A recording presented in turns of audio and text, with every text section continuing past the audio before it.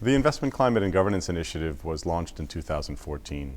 It was created, I think, in recognition of a concern that's been growing for the last several years about countries that have really slowed down in the pace of reform in recent times. So after a very quick start in transition in the first decade since the post-communist transition began, many countries simply stopped reforming, so they got stuck in transition.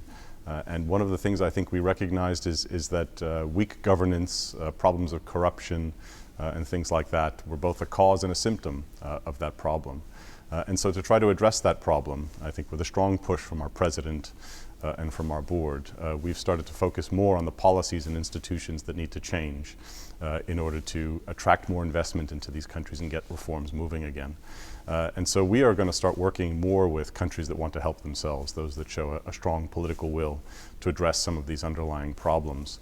And we've already started in countries like Albania and Ukraine, and we'll get going in Moldova and Serbia very soon.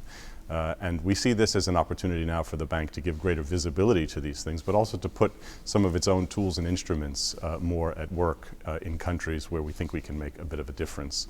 And so we'll be working across the bank with all different teams, with banking, with the General Counsel's office, with the Chief Economist's office, and others across the bank, the procurement department, those who can do something to try and help countries who want to move out of this equilibrium that they're in. And to try to see real change happen. We know that we're going to have to work with other partners in this, that we have some experience, particularly in creating good public-private platforms for dialogue and reforming procurement systems, in dealing with things like judicial capacity building and things like that.